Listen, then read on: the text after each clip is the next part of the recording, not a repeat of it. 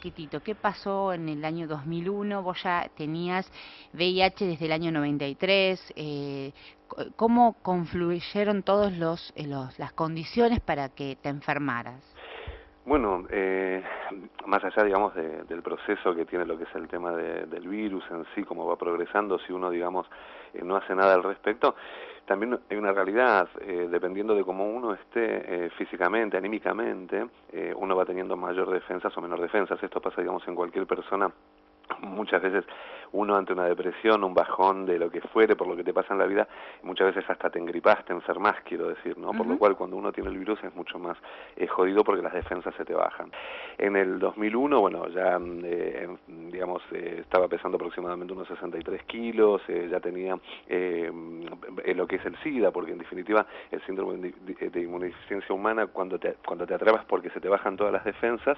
Y vos Y sos una persona, le digo a los amigos y amigas que no lo conocen físicamente, a Claudio de contextura, sos grandote, medís cuánto, 1,80 medís. No, un 85. Claro. Considera que ahora estoy pesando 89 kilos, por lo cual, digamos, con 64, entre 63 y 65 kilos, que era lo que pesaba en esa época, realmente era un cadáver andante.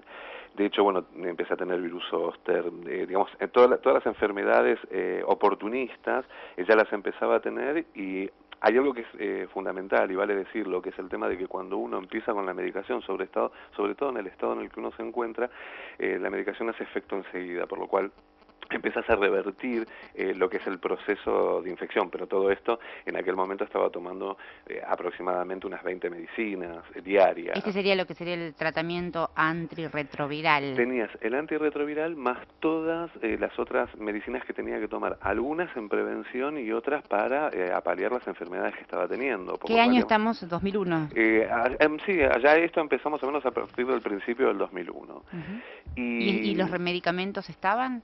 los medicamentos, en ese entonces ya estaban complicado el sistema. De hecho, te hago un paréntesis, me tenía que hacer un estudio en ese momento que me costaba $1.200, yo sin trabajo, por lo cual tenía que recurrir a mis amigos a que me prestaran el dinero. Lo cierto es que cuando empiezo a tomar la medicación, en un momento empieza a faltar medicación, te empiezan a dar medicación de un día para el otro, ibas al Ministerio de Salud a partir de las 4 o 5 de la mañana a hacer cola y llegabas a las 10 a la ventanilla porque se armaba una cola por 9 de julio impresionante, y cuando llegabas te decían, mira, no te podemos dar medicación porque no la hay.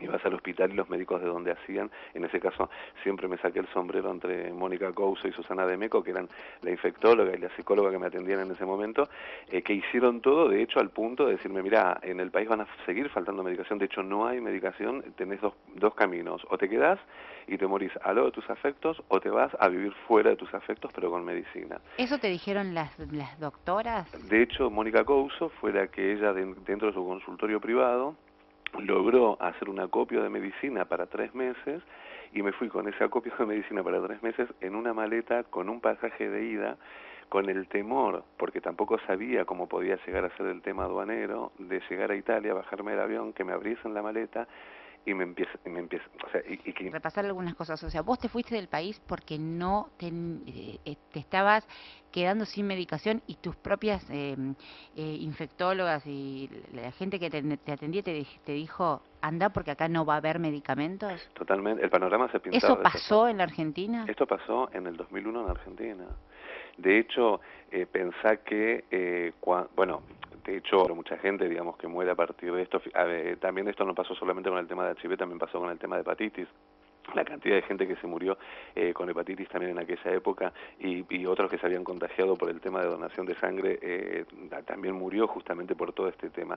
Pero lo importante ¿Cómo te de... sentiste en ese momento cuando tenías cuando ibas a hacer colas a las 4 de la mañana, ese tiempo de espera entre llegar a la ventanilla y que te dijeran que no había, que no estaban los medicamentos, la decisión, ¿no? La decisión de decir es una cuestión de supervivencia.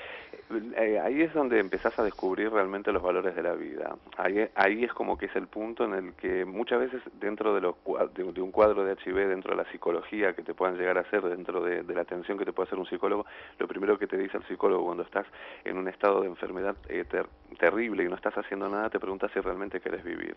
Cuando te ves caminando a las 4 de la mañana en un estado, digamos, muy delicado de salud, pidiendo medicina, ahí te das cuenta que realmente querés vivir y lo vas a luchar y lo vas a seguir. ¿En qué año regresaste? 2013, el 31 de diciembre del 2013.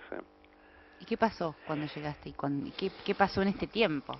Mira, es muy loco porque apenas llegué empecé a trabajar, conseguí trabajo de estas cosas que se dan de la vida, que tiene que ser así, y por lo cual empecé a estar en blanco. Y yo quiero hacer de lo que tiene que ver con esto, de lo que me pasa acá en Argentina. En España a mí no me atienden las obras sociales ni los privados. De hecho no hay obras sociales, digamos, son las prepagas. Las prepagas no me atienden porque soy preexistente, por lo cual toda mi salud la tiene que manejar solamente el Estado, ¿sí? Cuando llego a Argentina lo primero que hago es me voy al hospital de San Isidro para empezar a tener la medicación, entrego todos los papeles, y cuando me junto con la médica, la doctora al mes, me dice, mira, el Ministerio de Salud te rechazó la medicación. A lo que me quedé atónito, no sabía qué hacer ni qué decidir, o sea, era muy fuerte que me estuviesen diciendo que el Ministerio de Salud me estaba negando la medicación. En ese momento le escribo un mensaje, tenía el teléfono de Alex Freire, le pongo, mira, me está pasando esto, no sé qué hacer. Entonces me dice, bueno, pero fíjate todas las posibilidades. Empiezo a hablar con la doctora, de repente él me manda un mensaje diciéndome, ¿vos tenés obra social o algo? Y le digo, sí, tengo obra social. Pregúntale si es por eso. Le pregunto a la doctora, mira, ¿no puede ser que sea porque tengo obra social? Entonces se me queda mirando y me dijo, ah, claro, sí, te la rechazan por eso. ¿Qué quiero decir con esto? Los mensajes que muchas veces te dan. El hospital se hacía cargo de mi salud si yo no tenía obra social o prepaga.